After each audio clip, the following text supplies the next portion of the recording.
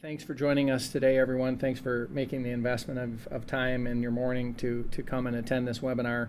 And we have some valuable information to share with you today about the steel and aluminum tariffs and possible impacts on the economy and other factors. So with that, we'll dive right into it. I thought it would make sense today to start with a high-level discussion of tariffs in general. What are they for? What are they meant to do? Do they actually work? And then just touch base on the scope and timing of the currently imposed tariffs. And then finally, what are the economic impacts of the current tariffs likely to be? And will they be the same as the economic impacts that were intended and were given as the defense for putting them in place? So we'll cover all of those factors. We've already taken some questions from attendees that I'll address as we go along, and then we'll have an additional time for Q&A at the end of the presentation. So the first topic that we want to take a look at, and this is more from a high level, economics class type standpoint of, do tariffs work, and what are they, and how do they affect economic output? So tariffs are intended to make products that are produced overseas more expensive relative to domestic products if the belief is that unfair trade practices are happening or that products are being sold into the United States at an artificial level. You get into cases in aluminum in the past of dumping because those types of practices can sort of hollow out a domestic industry, and then prices can be raised later when all the domestic U.S. suppliers have gone out of business because of low prices. So tariffs are meant to sort of impose that equal playing field when looking at foreign goods versus U.S. goods.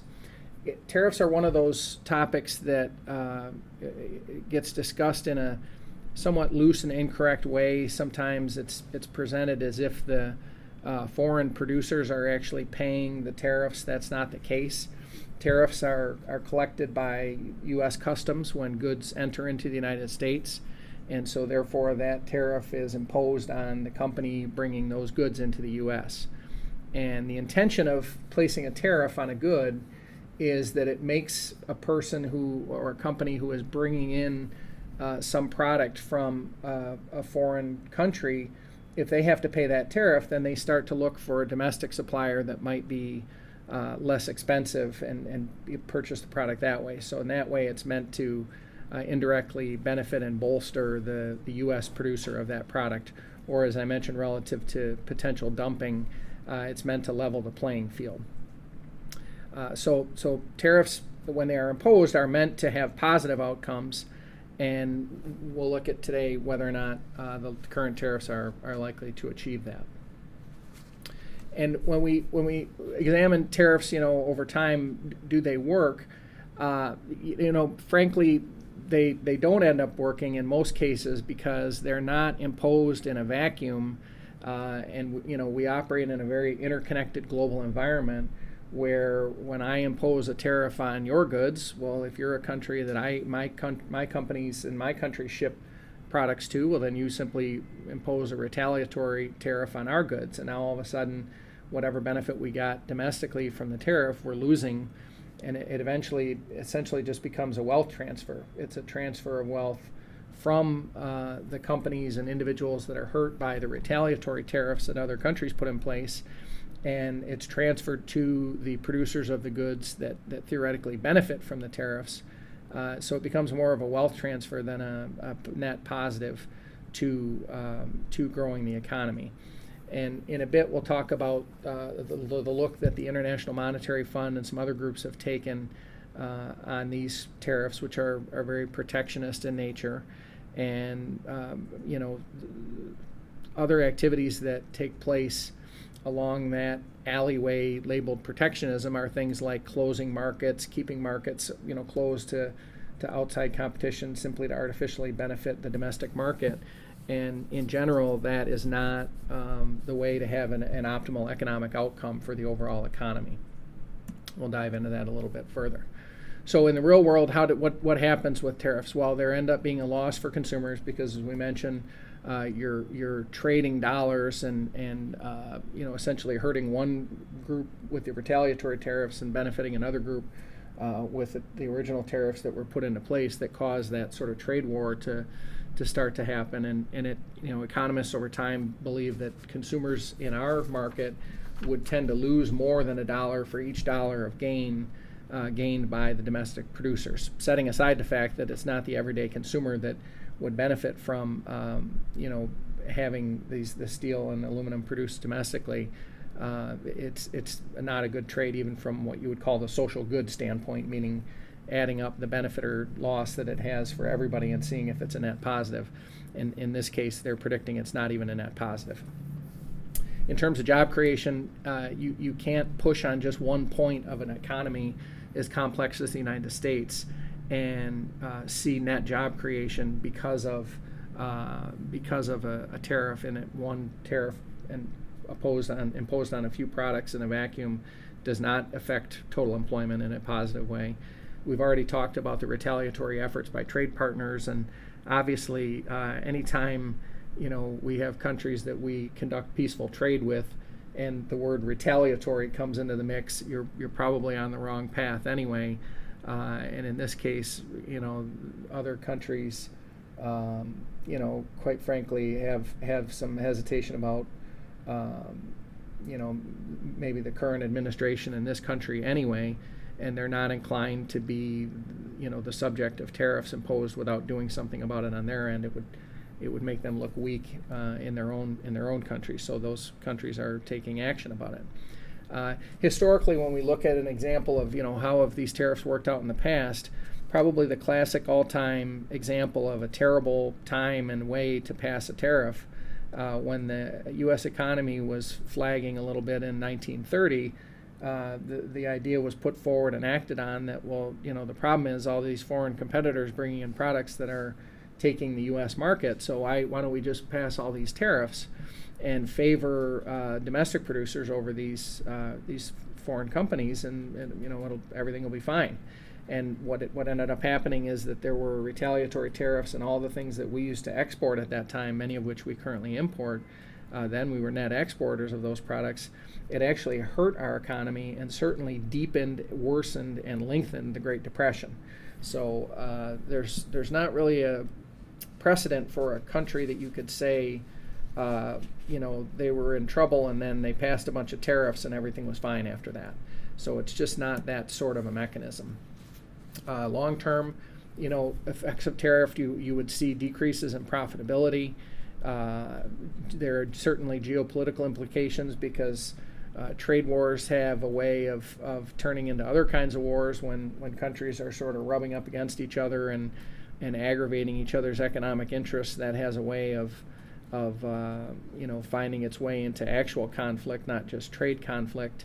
For the folks on this call, supply chain disruptions are a factor because anything that adds frictions and delays to the supply chain of steel and other products that are needed and used either directly by participants in the building products industry or certainly by their customers who are everything from do-it-yourselfers, remodeling and needing steel supports and braces and things for remodeling projects, up to the obvious examples of new construction, and certainly commercial new construction uses a tremendous amount of steel, and all construction, because of the lightness and strength of the metal, now uses a great deal of aluminum. So it's definitely a part of the economy that is near and dear to all of us, but that is, when it is affected, the ripple effect is substantial through the remainder of the economy. And unfortunately, in this case, it's seen that the net effect of it would be losses for the economy, not a positive benefit. So to take it to the present, I think it's pretty clear that from an efficient market standpoint and a free market standpoint, we are not in favor of tariffs as a way of improving the economy. It hasn't been shown to work. So we'll turn to the current situation and the scope and the timing of the current tariffs. And I have to say in warning that it was sort of difficult to put parts of this presentation together because these tariffs are such a moving landscape that there are changes on a weekly and certainly monthly basis, so that the best thing that anyone can do to protect your company against some of these changes is certainly to be paying attention to all of this global news and just every once in a while Google steel tariff latest news, and the latest articles, or aluminum tariff latest news, the latest articles and the latest discussions will come up, and really it's changing on a weekly basis. So the current tariff regime that's in place is a 25% tariff on imported steel and a 10% tariff on imported aluminum. And products as diverse as solar panels and washing machines and other products were put into place on a product basis in 2018, and then the generic steel and aluminum tariffs were put into place in March of 2018. And part of the problem with putting these tariffs in place is that immediately you have things like steel wheel manufacturers saying, well, there's no domestic producer that can produce these the steel, the particular type of steel that I need for these steel wheels for vehicles. If I have that price increase, I will go out of business, and then we will have no domestic ability to produce tires and wheels. And so then you start to say, well, we better give some exemptions. And some of them are, very important products like steel for vehicle wheels, and some of them are less important products, from an economic standpoint, like piano wire and things like that. But each group now comes forward, and there are several thousand exemptions that have been applied for on a company-by-company basis. And as you can imagine, there's a huge bureaucracy to sort through those and decide, how to handle it. Now, I have a hard time believing that for most of the steel products that window and door manufacturers would utilize, I'm not aware of any, and anybody can follow up afterward if there are, but I'm not aware of any that wouldn't have a domestically available alternative. So I don't see the application for an exemption being a viable way to address the tariff for a window or door or fenestration building products company today. I don't think there are many that will find their way into those exemptions. All of the examples that I saw, none of them were all very specific, and I couldn't think of any parallels in the window and door industry. Maybe a few components that are kind of unique, but generally, there are domestic suppliers available. They're just more expensive. So the agreement was made initially with a few countries, and the list grew. And this is one of the questions we had prior to the presentation: is sort of who is exempt. And it's currently South Korea, Argentina, Australia, and Brazil, and the EU all currently have exemptions through June 1st of 2018. And that was originally end of April, and then they extended it. So currently that's operating under an extension. Obviously, none of us have any visibility on whether or not, with the stroke of a pen, President Trump would extend that again, but that's all it would take. It doesn't take a vote of Congress or anything. And so very easily that could be extended. And what the purpose and the reason for giving those exemptions at all is that it was meant to bring countries to the table to have quota discussions. And so Canada and Mexico are currently exempted, and they've sort of fast-tracked the quota discussions and have entered into those discussions, and makes it more likely that Canada and Mexico will see their exemptions made permanent in exchange for agreeing to quotas, meaning limits, where the other way to make your domestic suppliers more competitive is to when there's a limit to how much foreign companies can bring into the United States. Eventually you hit that quota, you talk to a supplier, they don't have any of that product available because that country has hit its quota, and you have to find a domestic supplier at what might be higher prices. And so that's a sort of a heavy-handed, blunt instrument to use in trade, but countries are agreeing to it, and the exemptions are being given on the basis of countries that have the least one-sided and least abusive trade practices and trade agreements with the United States. And so the name, obviously, that you don't see on that list of exemptions is China, and that's one of the countries that this is most directed at. And we'll talk more about China in a bit, but that's the reason for it. Now, the European Union has already come out and said that if they don't get a permanent exemption, they will impose retaliatory tariffs on U.S. products coming into Europe. And it's not that these countries are able to or necessarily try to cripple each other economically with these tariffs, but as we'll see in a minute when we talk about some of the Chinese retaliatory tariffs, they tend to select them so that they're the most politically visible products and groups with strong lobbies. They're products that are spread all over the United States, so that it's a sort of a systemic effect. It's not just a few local areas. So most of us get to say, who cares? That doesn't affect me. It sort of affects everybody all over the country a little bit, and just enough to put some political pressure on Washington to respond and make some changes. So the point is that this is the current tariff regime. It would presumably be this way until June 1st of this year. And after that, really, it's anyone's guess. Any of these countries that agree to the quotas are going to find their exemptions made permanent. Any of the countries that can't see their way to a quota, if the U.S. decides it's in our interest to extend the agreement anyway, we may, but you shouldn't count on it. So, one of the things to be asking in terms of, protecting your company from these changes is, to the extent that you're directly using steel and aluminum products, to ensure that you're working with a supplier that can source steel and aluminum from these nations, and pay close attention. If you decide you're working with a supplier that gets their steel from South Korea and Brazil, well, it would behoove you, until it's known and certain, to be set up Google alerts or whatever to be notified when the exemption status of South Korea or Brazil, or the countries that your steel or aluminum is coming from, when those exemption statuses change to make it permanent. And so, these suppliers will find themselves in a sort of tug of war of the haves and the have-nots, based on the suppliers that happen to be fortunate enough to have relationships with these exempted countries, with producers in these exempted countries.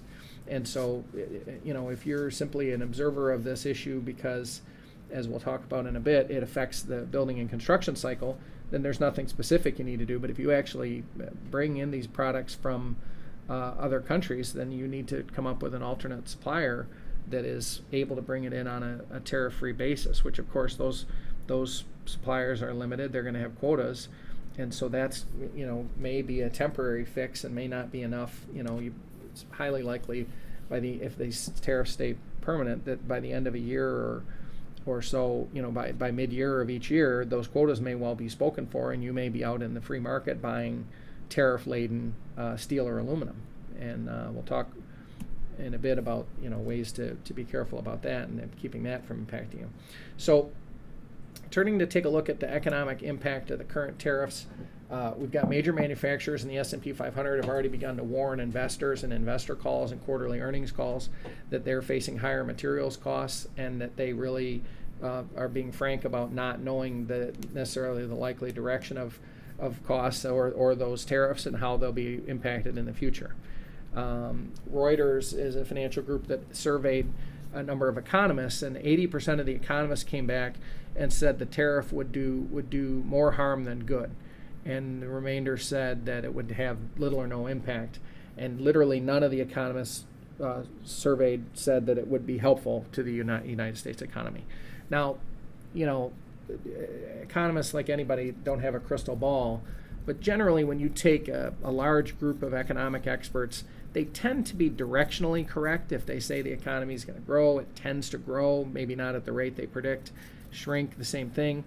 If that large a group is surveyed and they can't see where it benefits the country economically, it probably doesn't. So then you start to just look for ways to mitigate the negative effect, and I think that's the mode that both suppliers and users of steel and aluminum are in right now.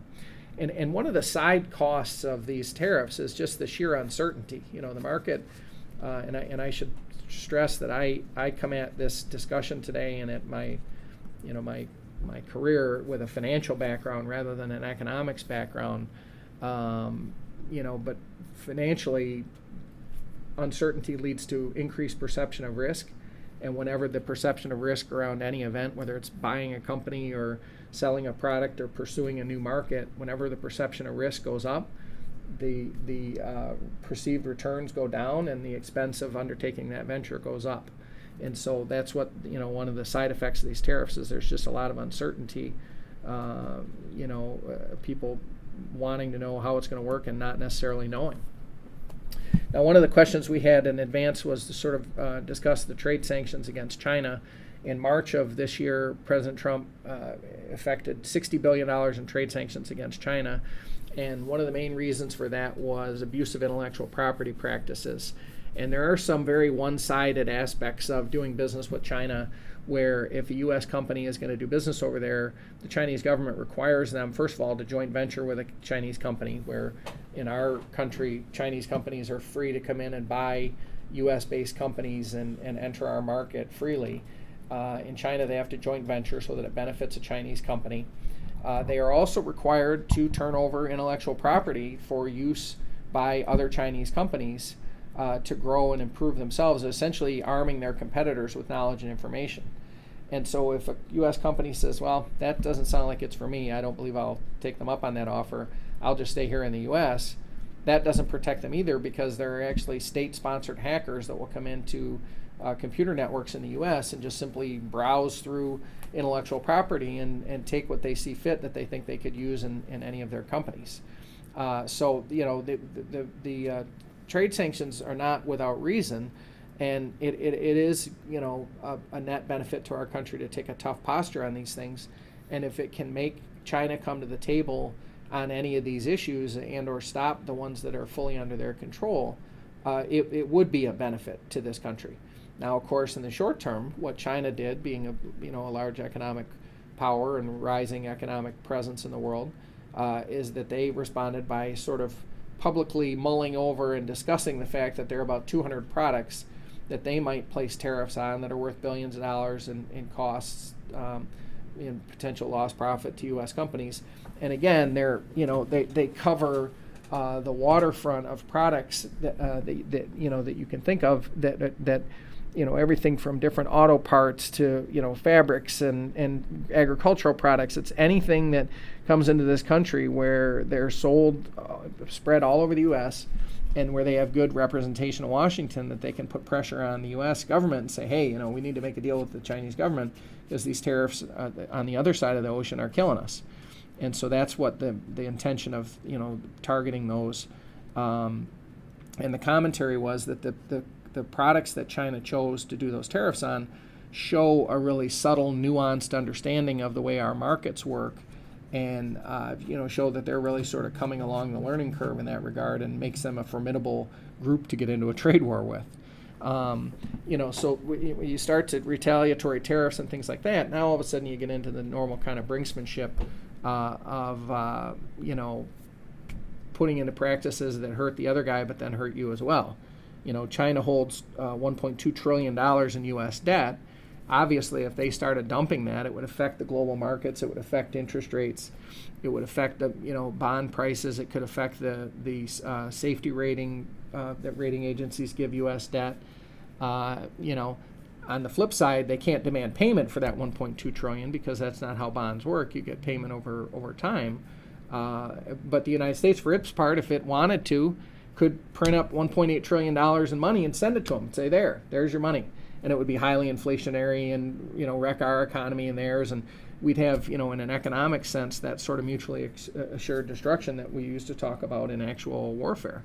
And so for those reasons, China and the U.S. both being economically interested actors in this process, it's unlikely that they will, engage in any of those actual policies. But both sides have to be willing to posture that they would do so in order to gain the attention of the other side and call the other side to the bargaining table, so to speak. So we're seeing a lot of rhetoric in that regard right now.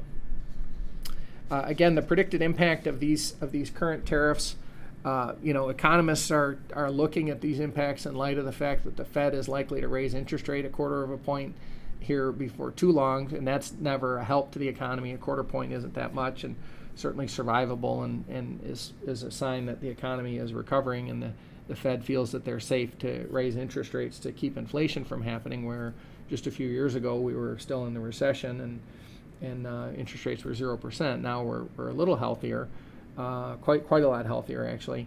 But they basically look at that as a backdrop, and then they say, well, what will these tariffs do to GDP? Well, they think it'll decrease it just a little bit on a percentage basis, but it's $20 billion in today's dollar standpoint. It would have a little bit of downward pressure on wages because of companies having to shutter operations and do things that are negative and involve shedding jobs. And the thought is that it would cause a net loss of about 79,000 full-time equivalent jobs as a result of these tariffs. Another group, the International Monetary Fund, analyzed the tariffs, and they were even a little bit more bearish than the Tax Foundation analysis.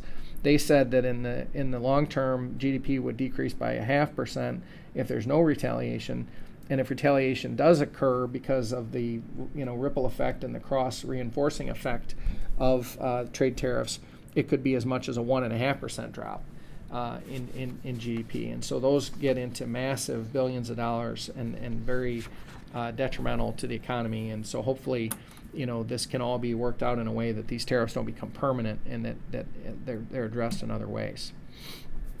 Now, in terms of the way that the tariffs affect the building products and building cycle, we already talked about uncertainty, price volatility, same thing, as prices become uncertain and suppliers have a chance to sell to other countries, to customers in other countries that don't have these tariff hurdles to face and that they know will act on orders and take as much product as they can ship, it's easier just to ship to other places. So you start to get shortages of rebar and girders and things that are used and are critical in construction. And as everybody knows that deals with anybody in new construction on the residential or the commercial side, it's sort of hard enough right now to have those groups get labor and land and permits and all the other hurdles that they have to leap. And adding this one to the mix is not a welcome change and is not conducive to speeding and making new construction more efficient. You get production bottlenecks. The time required to increase domestic production is a major factor too. It's meant to say, well, now I'm a U.S. buyer of these products, so now I'll look for a U.S. supplier where I used to use an overseas supplier. And then if you're a U.S. supplier that used to have, say, 10 operations and you close down 3 or 4 of them because that business went overseas, now those are shuttered operations. Maybe they've been left intact. Maybe the equipment's still available. Other equipment is available. The point is that a tariff is meant to jumpstart the domestic production of a product, and one of the ways that happens is by reopening old facilities. But the problem that happens is that when you have 10 facilities and the economy and extant factors cause you to have to shut down 3 or 4 of them, well, you don't shut down the most efficient ones. You shut down the least efficient ones. So the body of plants out there that are the easiest to turn back on, it's just like in the oil industry. When oil prices fall, they don't shut down the most productive wells. They shut down the least ones, the marginal ones. So all these operations out there that have been mothballed are the marginal operations that have the most outdated equipment and are the least efficient, therefore are the ones that are least likely to be able to just spring back into existence and start cranking out product and making a bunch of money, just because now there might be customers in the U.S. looking around for a domestic supplier if they could find one. So it seems unlikely that in the short term we'll be able to meet that demand by increasing U.S. production. It's more likely we'll meet it by doing what we can to buy from suppliers that are exempted and then taking the price increase on the chin when we can't find someone like that. And so, another impact on construction and motor vehicles. The prices of those are expected to rise modestly as a result of the tariffs. Other ways, just the general impact on the expansion cycle. We've had a great run here as we were more than due after such a long, slow, painful decline. We've had now a long, great, wonderful recovery. And we don't want to see that wobble or be affected by external factors as is the case in a tariff like this. we've talked about the quotas that would be put in place if those exemptions are granted.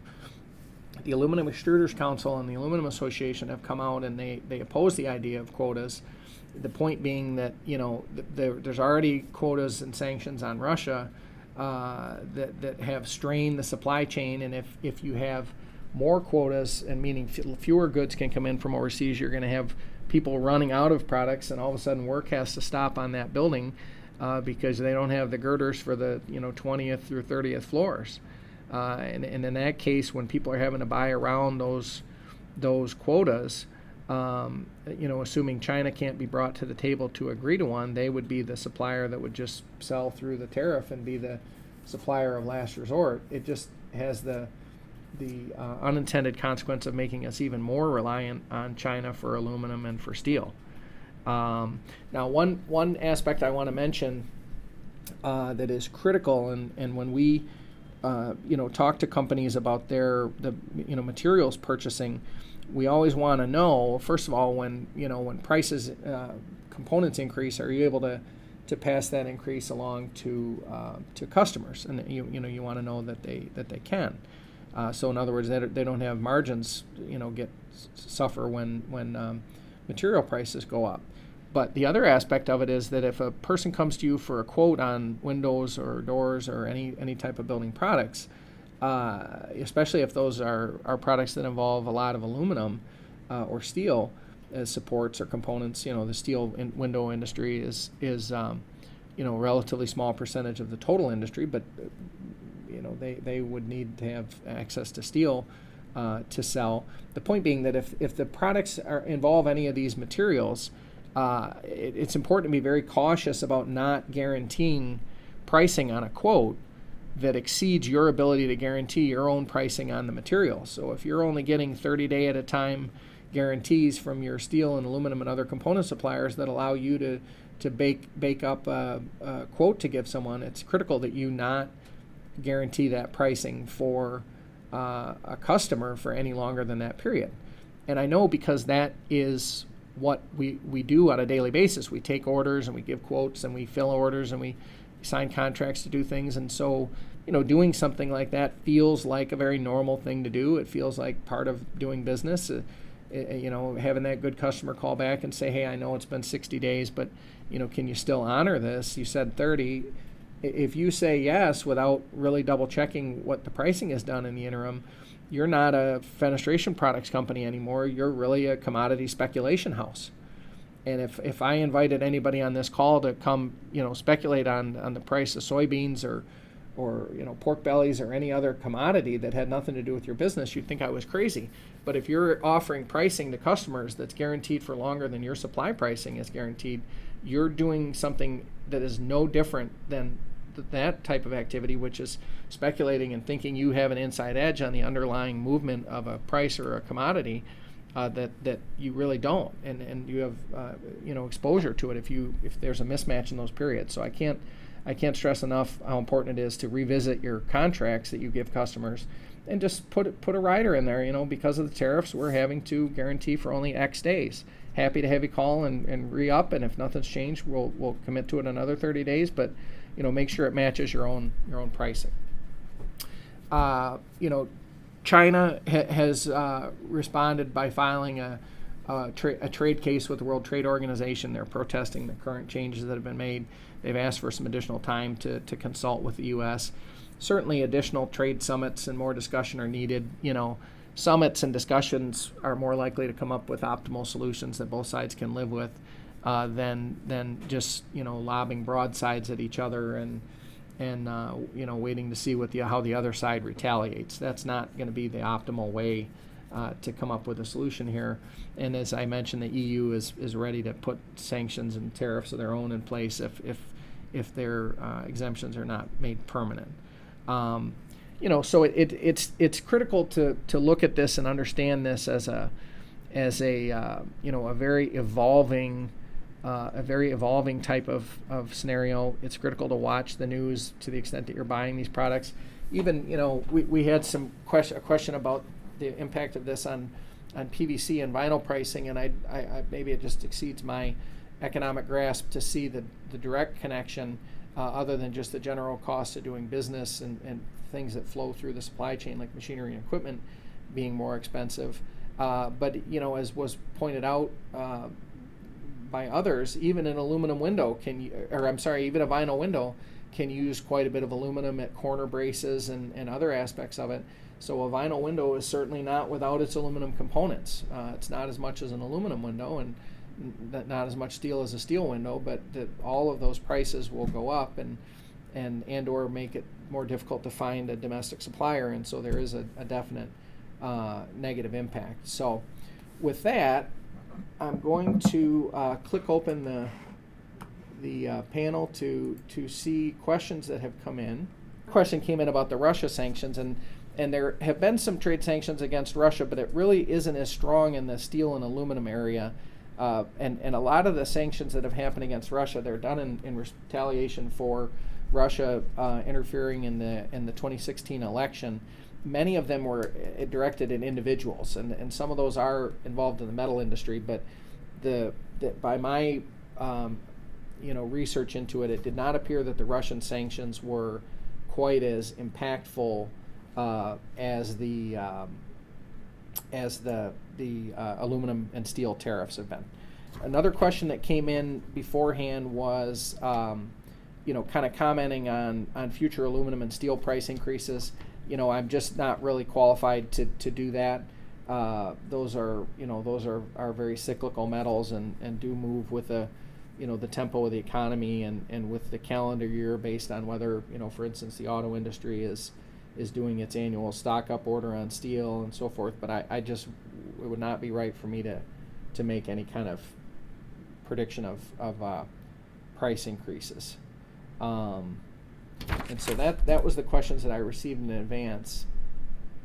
One just popped in, Mike, asking, does Congress have the ability to override imposed sanctions or tariffs for them? Yeah, so that's a good question, and I'm certainly not a constitutional expert, but the ability to enact tariffs and to enter into treaties is properly a power of the president.